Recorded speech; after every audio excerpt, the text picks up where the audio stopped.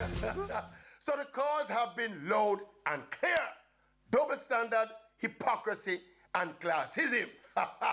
That is why the Sagicor Sigma run with over 100 people participating was allowed to take place, while professional football games with half the amount of people and the same protocols were not allowed.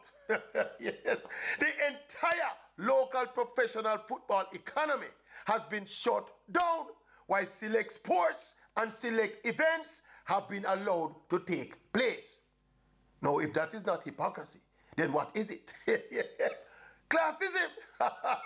Certain kind of people are involved in football, but certain category of people take part in events like the Sagicor Run.